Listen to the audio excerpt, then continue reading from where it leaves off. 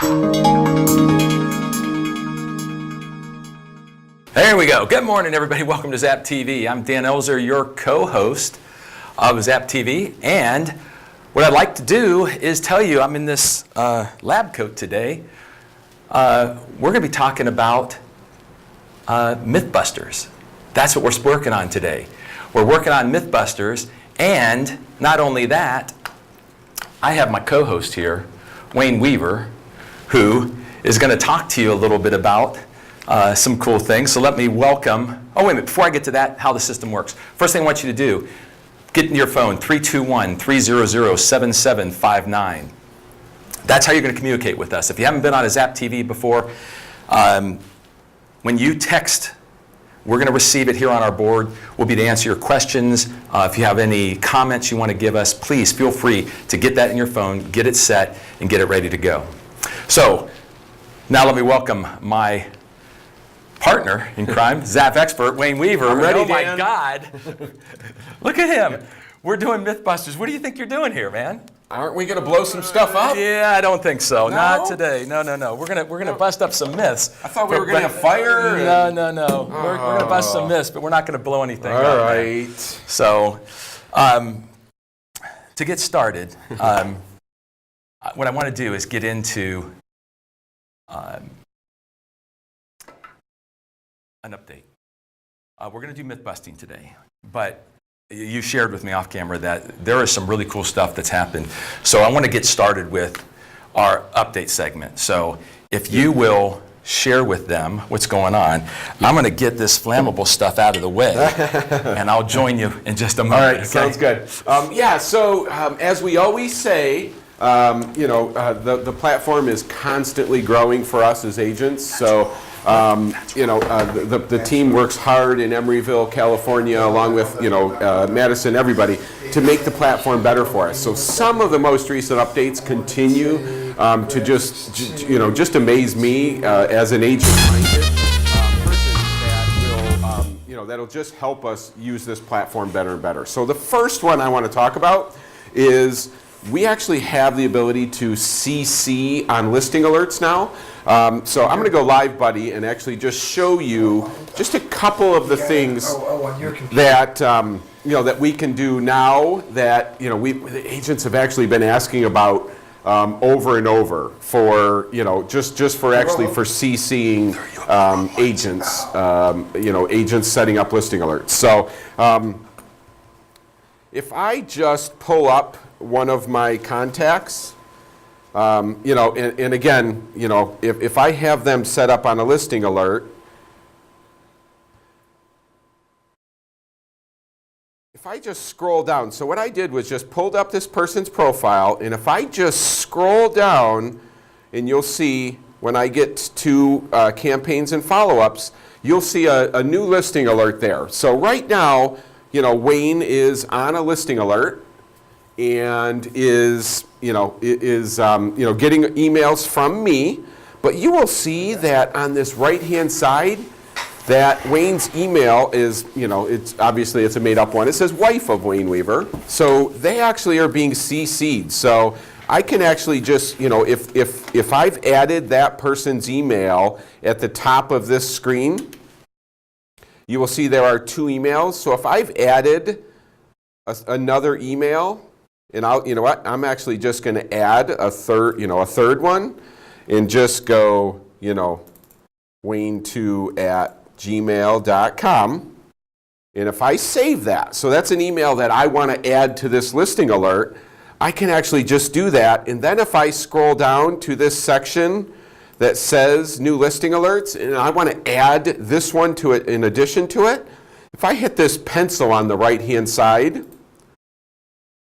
you will see that I can choose from, I can choose both of them, or just say, I don't want that one to get it, but if I did choose both of them and save it, you will see that, not only will Wayne's normal, regular email address be getting listing alerts, but also wife of Wayne and Wayne too. So that's actually an awesome thing for us as agents to, to be able to set up husband and wife, one account, them both get the listing alerts, and track them that way. And then the next thing that's cool along those lines is that if you see just to the lower right, this right here, this is actually BCCing the agent. So it's a blind copy for the agent.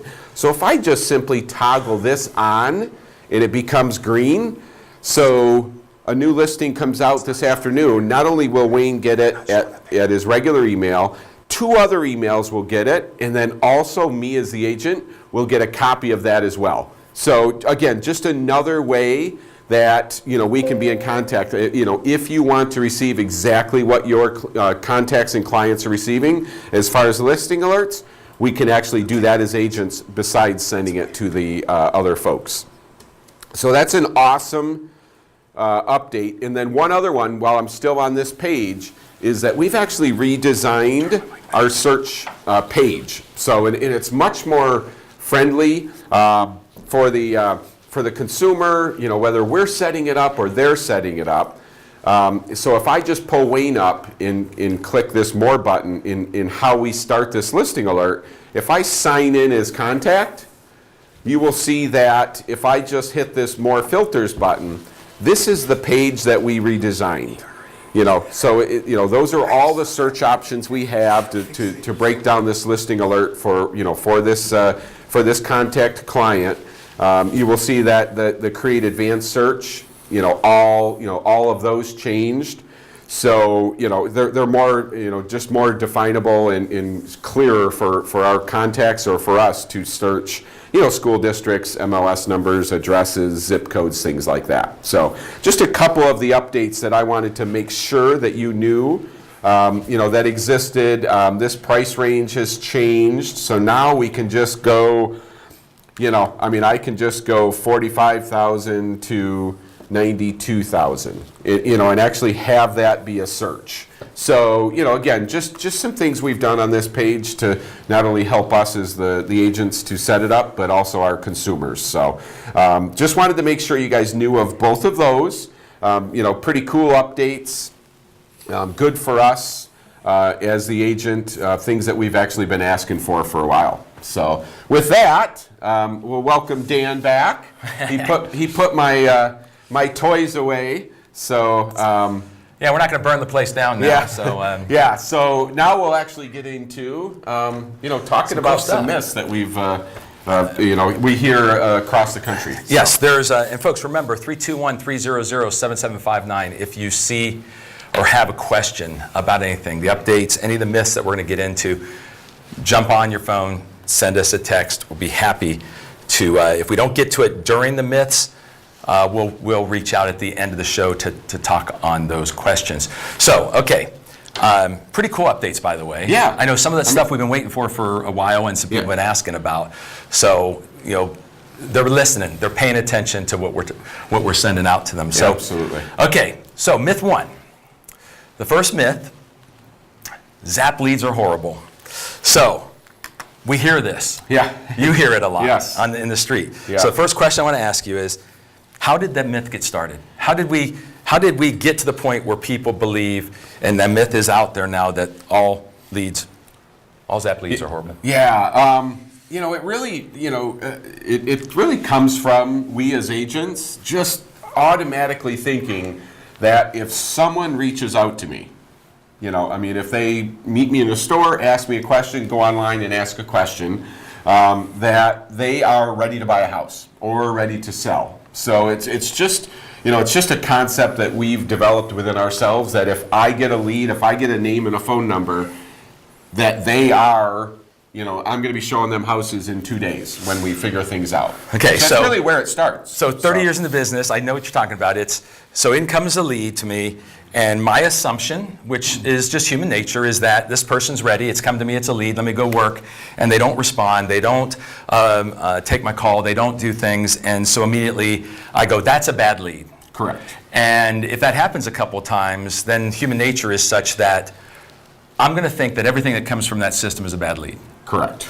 Okay, so if someone comes in and they're not responding, does it mean it's a bad lead? No. So I think we had some statistics a while back that, and these were good statistics, where they tracked people that actually purchased homes. These are people that actually bought, folks. They closed the deal, commissions were paid, and they created a timeline of these people. So I'd like to bring that up, and if we could get that full screen for a second, buddy, that would be great.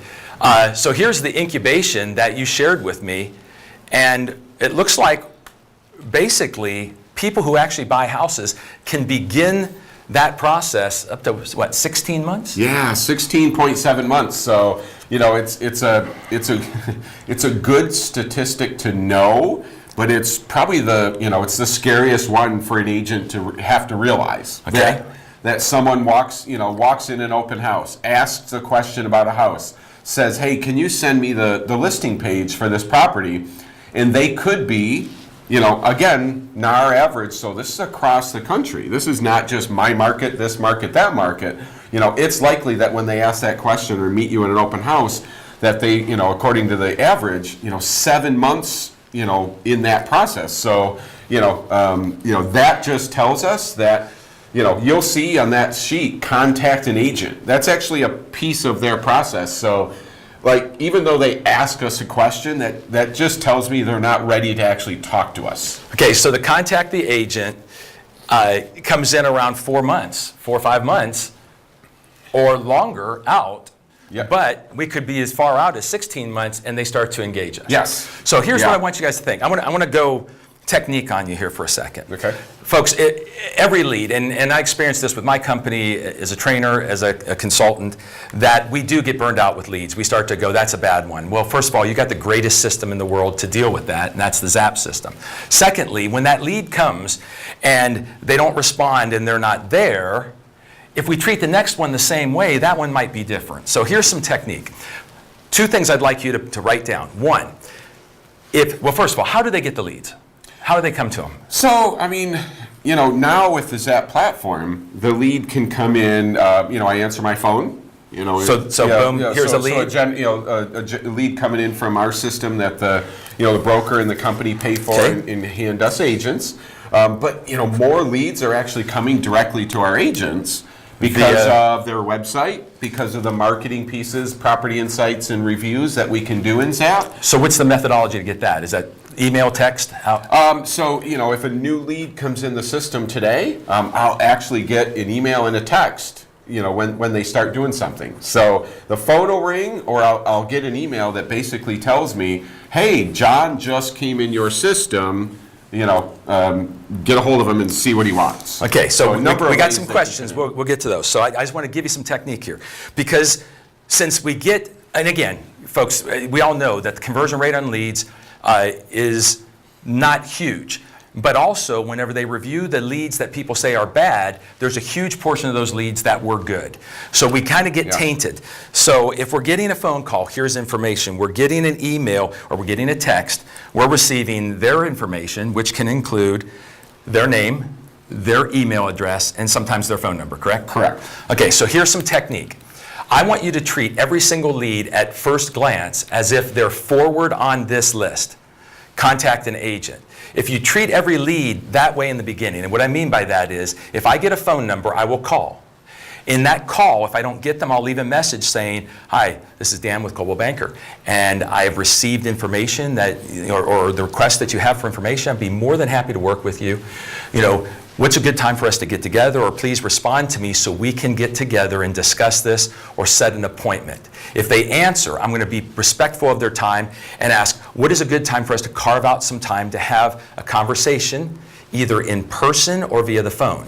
If they're absentee to the marketplace, I want to do it over the phone, Skype, something like that. If they're in the marketplace, I'm going to ask them to meet on my turf. Meet me in my office. Now, if they're forward on this list, they'll meet you.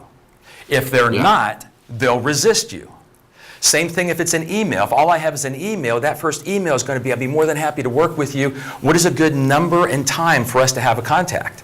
So if you immediately go for that in-person contact, you can vet people to, are they forward on the list? Or are they back maybe 12, 14, 16 months? Yep. If they're forward on the list, you know what to do. If you use that technique and they go, yes, Dan, I would love to get together, and they give you the appointment, do your job. But if they're not forward of the list, that's where this can help, right? Yes, that's where we actually start using the Zap platform to sort of take the stress away, the stress away of that bad lead. Okay, so I make my contact, they say no, or they don't respond. Likely don't respond. That's the typical Right. one. Don't respond. That's what naturally we go, no response. So they might be 16 months out, Yeah, still going to buy. just not ready. So what are some of the components in Zap that we can use to start to make sure that we don't miss out on that opportunity? Yeah, so, if a lead comes in your system, and this is what I would do, and did prior to, taking this position, as an agent, I'm going to do everything I can, and that's what we typically hear. We always, very seldom do we hear, I didn't do anything with that lead, but, typically I called, left a message, sent an email, did whatever I could, nothing after 2 or 3 stops, or tries, and then I get frustrated. Then I'm like, I don't have the time. I don't, I'm too busy. I don't want to email this person a 5th or 6th or 7th time.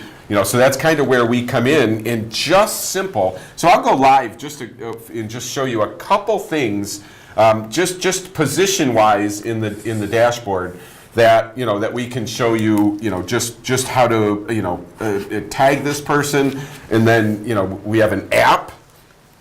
And then we're going to talking about tracking the Zap score.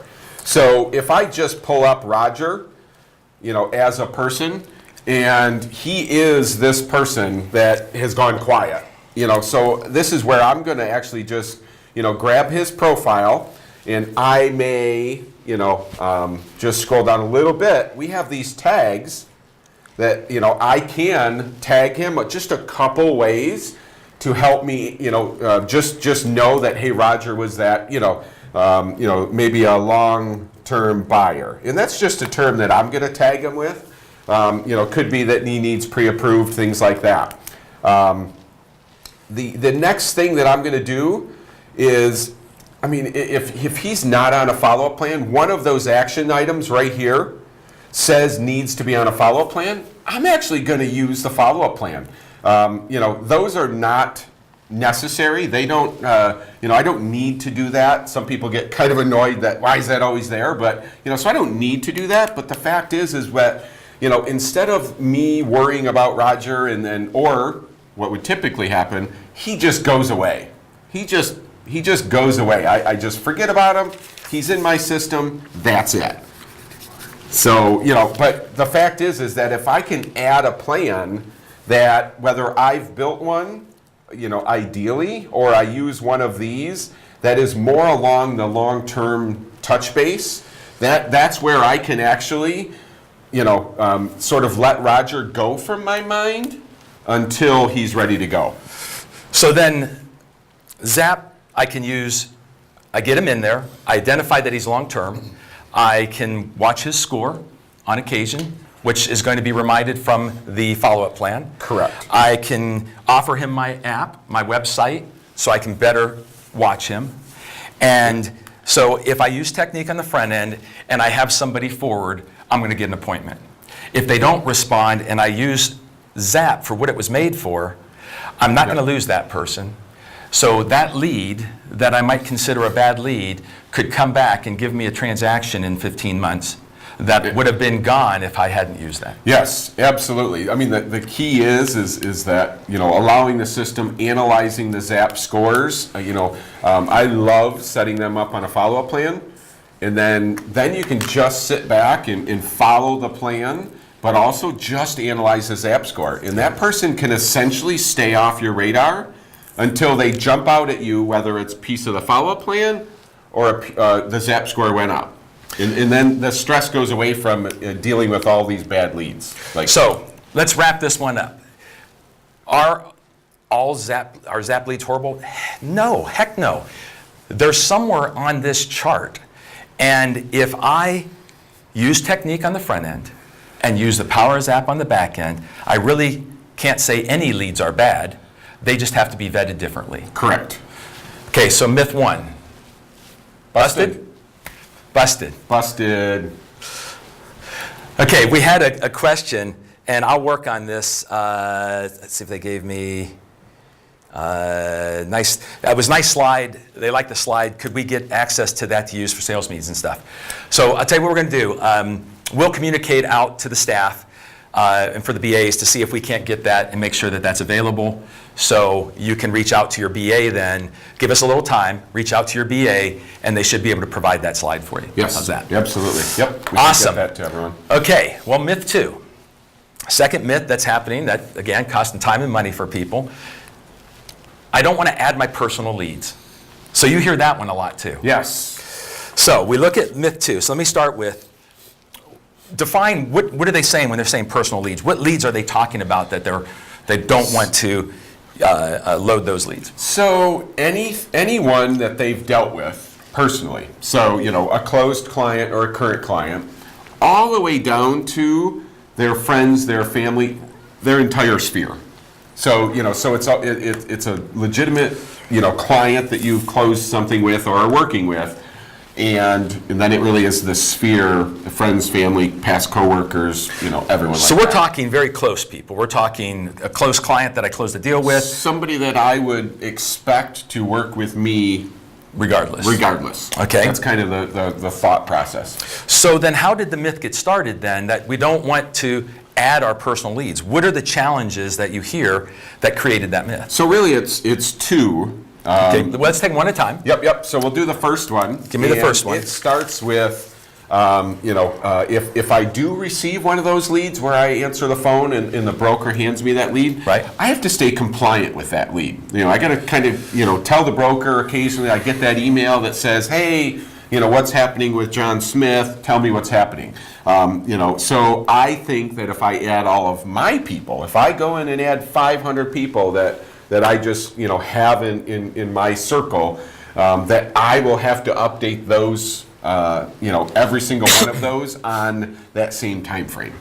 Okay, so one of the drivers of the myth is, and we hear to stay compliant is a challenge. People are I'm getting hounded, follow up because it's a broker lead. Correct. But if I put my leads in there, I'm worried I don't need any more things to do. Yeah. So what you're saying then is, if that is a driver that they feel overburdened by adding them, is that true?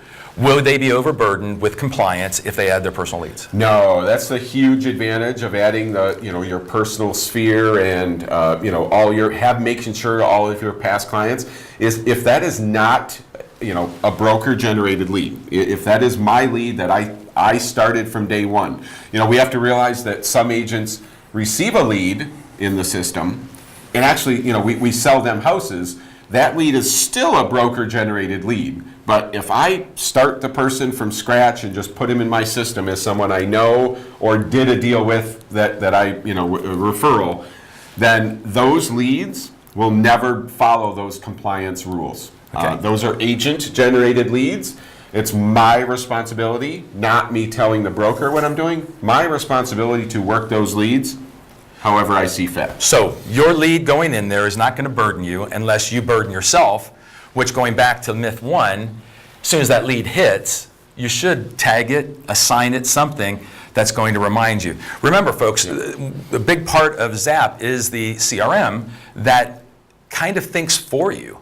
And I always, whenever I work with clients, I always tell them, with real estate clients, I always say, if you'll set it up right on the front end, it's going to take a lot of burden out of your life. Yep. So my leads in there will not have to follow compliance rules, and if I will put it in and do the right follow-up plan, check that Zap score, it's my own burden. It's whatever I create for myself. Correct. I mean, the fact is we don't want to add them and just do nothing, but follow-up plans, Zap scores, then we're monitoring those on our terms. Okay, now what's the second reason then?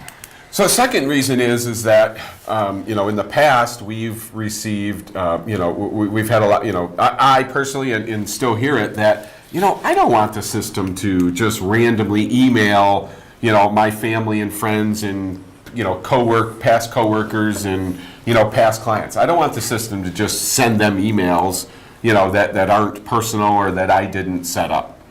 So they're feeling I mean, I've been there, so they're feeling a little silly. I mean, if I put my friends in there, if I put my close past customers in there that I still see on occasion and when we know each other on a more personal level, and they start to receive automated, silly stuff, I'm going to feel weird. Is that what we're getting? Exactly. You know, it's spring, time to clean out your gutters. You know, Like, I don't want my friend to get that even stuff. sillier things than that. Just where normally we would use those to stay in touch with someone.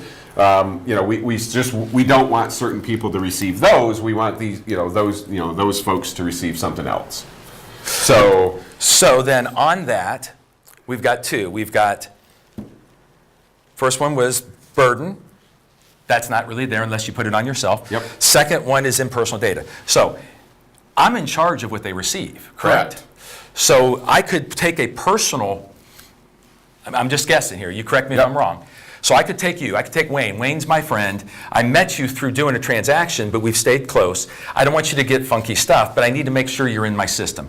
Because we've proven that the more people that you have in your system, the better people do. By over 10%, they're doing better than others. absolutely. So just a question, could I put you in the system then and create a different follow-up plan that are personal touches instead of automated touches? Yeah, so the key is that they're not going to just get, you know, automatic follow-up plans that are just, are you buying a house? When are you buying a house? You know, the friends are like, seriously, doing? I'm not Yeah. buying a house, you know, and I would use you, but you're kind of annoying me. So, you know, the fact is that, you know, in our system, the friends we have in there, in the folks that aren't, you know, saying, hey, I want to buy a house, are on a follow-up plan that just hits them a couple times a year. You know, and it's really just for us to go, hey, remember you know, I'm a real estate agent, and you know, here's my app if you're just bored and want to play with it. You know, Right. so it's just you know, I kind of make it fun. I can do that as often as I want, but I can just do it a couple times a year so that they don't forget what I do. And you can tell that follow-up system that you want to do a personal email. You don't want it to be an automated, standardized thing. Correct. Okay, so if we look at it, if those are the two drivers, burden and silly stuff going to people that are close to us, both of those can be handled if we put a little effort up front. Correct. So if I buy into that, you know what, I want to get everyone in there. I'm comfortable that they're not going to get goofy stuff. What's a way for me to get a bunch of people in here? So, I mean, we've talked about it in previous shows. You'll hear it from us Zap Squad members a lot. We can do a bulk import. So I'm just going to quick show you, you know, where we add contacts, whether it's individual or bulk, and just let you know that we can bring in, you know, my whole Gmail contact database, my whole MLS database, and work them however I want to, not how someone is telling me to do it. So I'll go live real quick. And while we're going live, go ahead and get him live. Guys, there's a couple questions that have come in. You know who you are. They're kind of long. We'll address those at the end in the mail call. You got some good questions. I will get to you. We're not ignoring you, so go ahead. Perfect. So just very simple, plus add, and you're going to see the first, you know, section under is new contact, and that's where I can simply, you know, add individual folks, or I could, you know, if I do the import, this is where I can actually grab a CSV file. If you have somebody, if you know, a little techie, you know, it's a little techie, but not brutal. You know, if you have someone in your office that can help you with this if you think you need it, but this is where I can grab a CSV file from my MLS, from my Gmail, my Yahoo, my Outlook, and bring in, you know, 200, 300, 400, 1,000 people all at once. And again, the most important thing is work those folks however I see fit. Bingo. So Okay. just wanted to make sure you guys, you know, just knew that, you know, that we can do that bulk import. Okay, so wrapping this one up, hey, I don't want to add my personal leads. First of all, yes, we want our personal leads in there. Absolutely. Secondly, you've got full control over what's going to happen. You can import them, you can export them, you can do a lot of things with those because they're your leads. And at the end of the day, if you set them up properly, you're not under compliance burden, and you'll be able to track them, give them personal touch instead of automated touch. So I got to say that myth 2 shouldn't exist. Would you say it's busted? Busted. Cool. Okay. Third thing that we hear is the auto email plans, what we've been talking about, by themselves alone are going to increase somebody's business. So how did that get started? So, so I was an agent, probably about 7 or 8 years. And I can remember,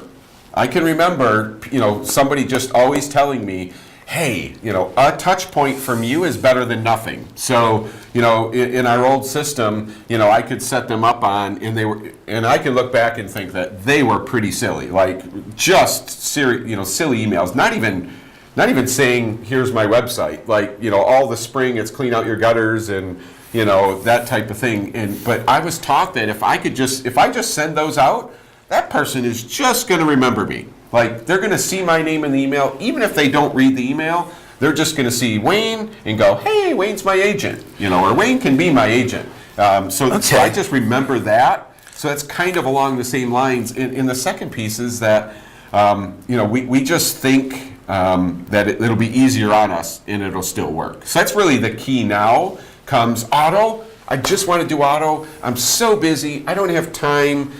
They work. Okay, so, and that's a myth. I'm going to go to technique again. That's a myth because that's passive. It's kind of like, I wrote down here, it's kind of like geographical farming. We go back to old school, we used to geographical farm. I'd pick 500 homes, and they would teach us that, hey, mail them once a month, and make sure you walk the neighborhood, knock on the door, and meet everyone. Well, 90% of agents would mail them once a month and never go there. Never do the non-passive. So this myth, if I'm understanding you correctly, is people believe that this is my new geo-farming, man. I'll just put everyone in there, I'll set them up on a plan, and when they're ready, they're going to call me. Is that what you're saying? Yes. Okay, now let's look at why that's a myth. Will it work? Yeah, geographical farming without knocking on doors. Every agent can go, oh, I got 1 or 2 deals out of my farm. They could have gotten 18, 20 deals out of their farm. Yeah. Same thing here. If we're just going passive instead of active, I want you to think about something. There's a book, Spin Selling. Neil Rackham, a professor, wrote about the psychology of sale. He talks about 4 levels of need, which is the process that people go through to purchase something. When someone's at level 1, it's called perfect. They don't really need you. Level 2, they start to have a concern. Level 3, they're ready to go, but they don't ask for help. Yep. Level 4 is called impulse.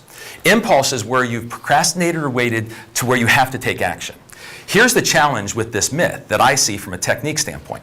If you are someone that thinks auto email by itself, passive work in real estate is going to get you somewhere, I want you to think about this. You're going to incubate somebody to the point of interest, and they're going to run into a proactive agent and do a transaction. Yes. Could that happen? Absolutely. And honestly, we're seeing it all the time. If you've been in the business long enough, you've run into someone like, hey, Wayne, how you doing? You get my stuff? And Wayne goes, oh, God, I'm sorry, Dan. I just bought a house. Yeah. And we don't want to admit it necessarily. Like, I'm not going to walk around going, yep, lost another one today. But if we dig down deep and if we, we know that it's happened because we know, a house got listed and sold and we should have had that listing and, so we know when it happens. So first of all, if you're of this myth, I applaud you for at least getting all your leads into the system, getting them set up on an auto plan. But without a personal touch and review, they can go through that process that we showed you at 16 months, or Neil Rackham's levels of need, get to where they need to take action and meet a nice person in real estate that asks, can I help you now, while you're waiting for the call and lose that. So, correct. What are dangers of not having proactive personal touches in our auto system instead of just all automatic? Yeah, it really comes from, just, the name just doesn't pop into you. So if I meet, Dan today and he asks me a question or he just comes in, however I get Dan as a potential, client, and I go, oh, Dan's going to be quiet. Here's an automated follow-up plan. And it just is touching base with you. And I just go, going to wait for Dan. And I go by Dan may reach back out to me, but likely he's going to pop in an open house and there's going to be one agent that is more aggressive than me waiting for him. So that's the biggest problem. So how does that then solve that for us? So, it's twofold. My follow-up plans, they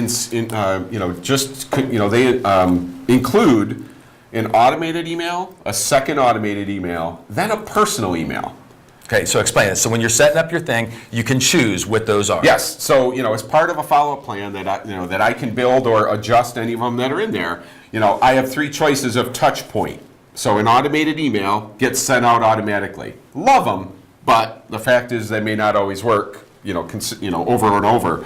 And then I can choose a personal email or a phone call. And it's those 2 personal touches that the system actually, so it's still Dan who's gone quiet, and I don't want to stress over him and go, oh, I got to email Dan. I'm going to go, you know what, Dan? I'm gonna put you on a follow-up plan and just, stay in touch with you as best I can. I'm gonna monitor you and just, and take it from there. Then, I'm actually gonna, choose one of those personal touches, because the system's just gonna tell me when that personal touch is due. So it's not even like I have to think, oh, in 90 days I gotta remember to, reach out to Dan. I just need to log into my system, and I'll show you in a second where it shows up that, hey, I got to touch base with Dan today. And you just said something that, with Zap, what you just said was, if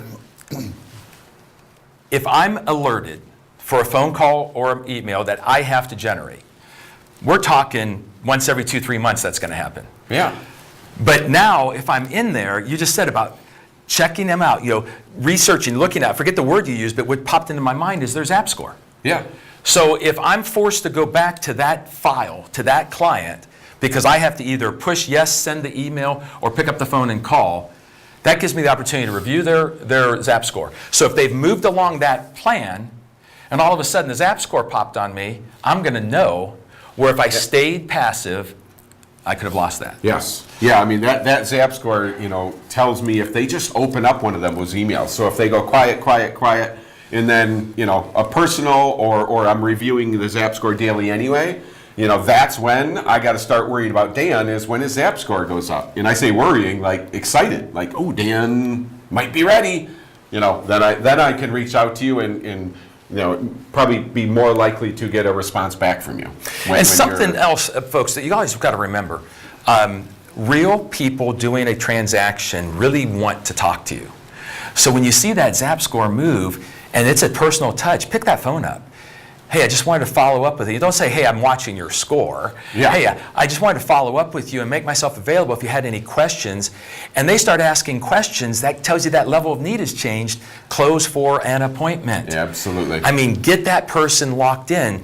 Don't think that technology by itself will take them from day one to the finish line without you using your professional skills and techniques. So, I've always been a fan of saying to agents, you got to vet your people and decide your human resource. So how long, and human resource means if I'm going to use my time, it's got to give me a return. How long do you expect me to maybe hold on to one of these people?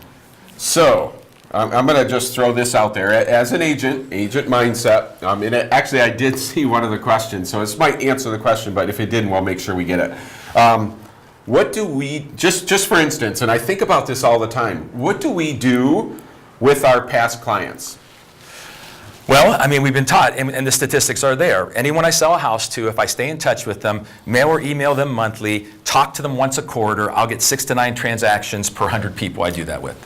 And what's the time frame? Could be 5 to 7 years. 5 to 7 years. So we're willing to potentially work with someone 5 to 7 years from now. To complain that we got to go 16 months. But to complain that the 12th email I sent didn't get a response. So am I actually getting a response from the past client every time? They're reading it. They're liking it. They're appreciative. They're going to remember me. We have to do that. But the fact is that, for us to squash the fact that, this person, we got 100 people, they're all quiet. If all I have to do is just monitor my system and send an email once every 3 months to one of them, and then the next day maybe this one, that could be 6 to 9 transactions or more. You got me.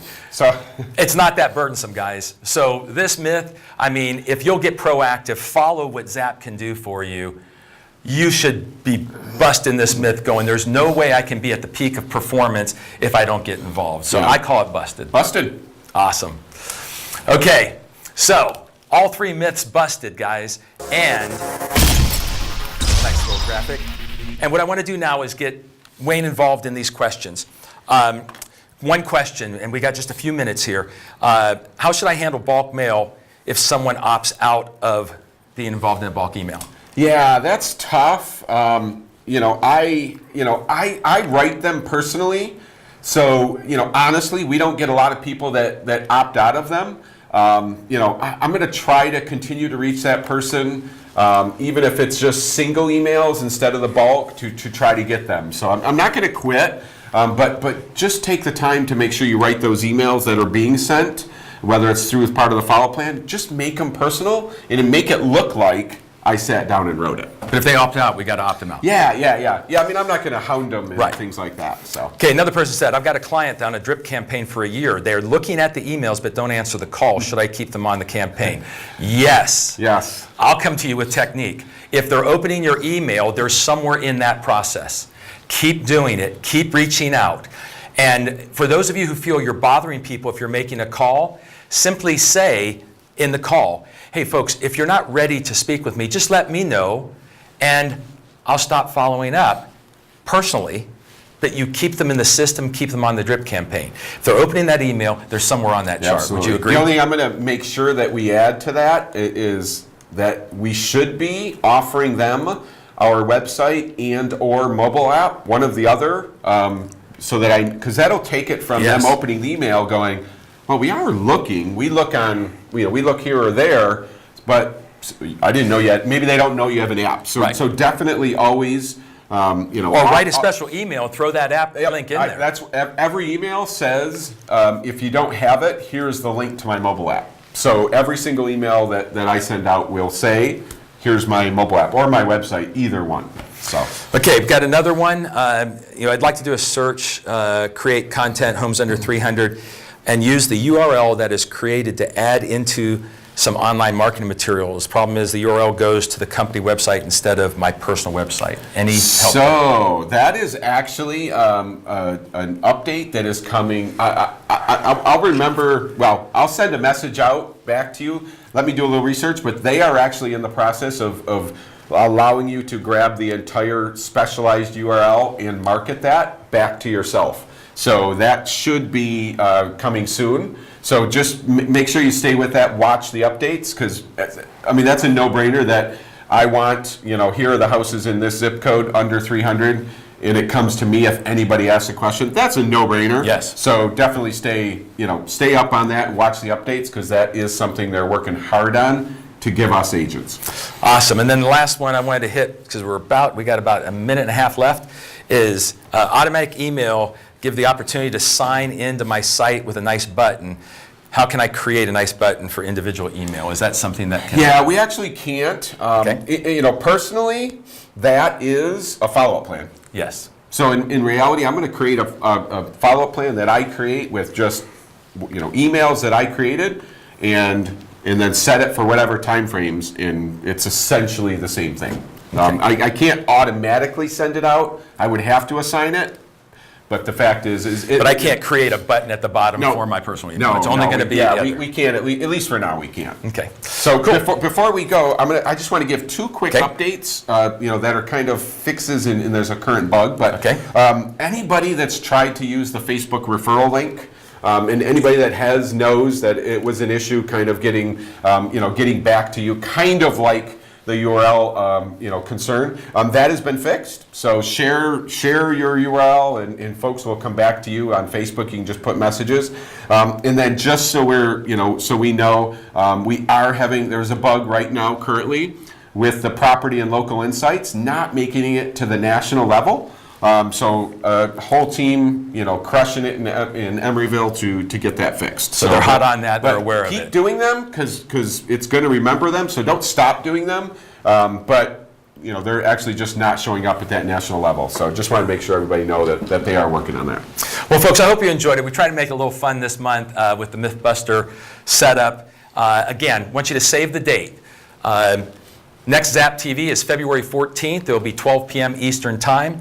And just so everybody knows, this is being recorded, and the site that you came to watch the live event We'll have this recording back up within 48 hours so you can watch it, share it with others. So within 48 hours, same site, you'll be able to watch this. But please understand, when you watch the video, the phone number doesn't work. So sometimes we get texts coming in of people watching the video. So if you're watching the video, sorry, it is a recording and the phone number doesn't work. Join us next time live. We'll be able to answer your questions. So next time, I'm Dan Elzer with my partner Wayne. Have a great week, guys, or month. Thank you.